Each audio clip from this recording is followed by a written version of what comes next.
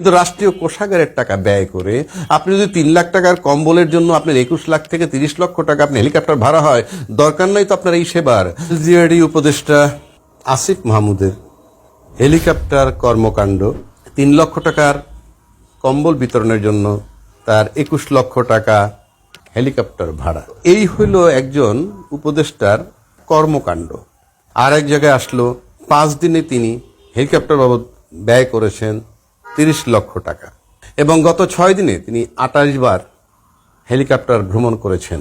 যে পরিমাণ কম্বল সে বিলে করছে এই হেলিকপ্টারে চড়ে 30 লক্ষ টাকা বা 21 লক্ষ টাকা ব্যয় করে, তাতে তার কম্বল প্রতি দাম হয়েছে 10,000 15,000 টাকা করে পড়েছে, যে এই কম্বলগুলো হার্ডলি 500-700 হাজার টাকায় ক্রয়কৃত। আপনার টোটালটা অপরাধ এবং আপনি এটা অন্যায় করেছেন, এটা দুর্নীতির শামিল। আপনি ক্ষমতার অপব্যবহার করেছেন। আপনার জন্য হেলিকপ্টার অফিসিয়ালি বরাদ্দ ছিল কিনা আমাদেরকে জানতে হবে, জানাইতে হবে। যদি অফিসিয়ালি বরাদ্দ থাকে তাহলে পুরা উপদেষ্টা পরিষদের কৈফিয়ত দিতে হবে। রাষ্ট্রের যে অবস্থায় রেখে গেছে বিগত সরকার, তাতে কি অধিকার আছে?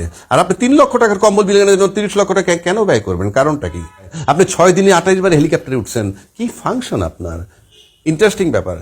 কোন জায়গার হেলিপ্যাড আবার নষ্ট করে ফেলা হয়েছে, মানে চিহ্ন রাখা হয় নাই যেখানে কেউ এসেছিল, হেলিপ্যাড ছিল, সেটাও নষ্ট করা হয়েছে। এটা কারণটা কি? এটা খুব কঠিন অপরাধ আপনি করেছেন।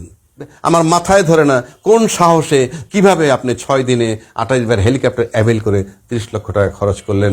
সুতরাং আমরা দেখতেছি ভবিষ্যৎ অন্ধকার। নতুন পার্টি যেটা আপনাদের নেতৃত্ব হবে, সেটাও হবে একটা দুর্নীতিবাজ লুটেরা পার্টি হবে। এরা যতক্ষণ থাকবে রাষ্ট্রীয় সম্পদের অপচয় করবে, কোনো সন্দেহ নাই। কারণ একবার যখন বিলাসী জীবন শুরু করছে, এখান থেকে আর ফেরত আসবে না।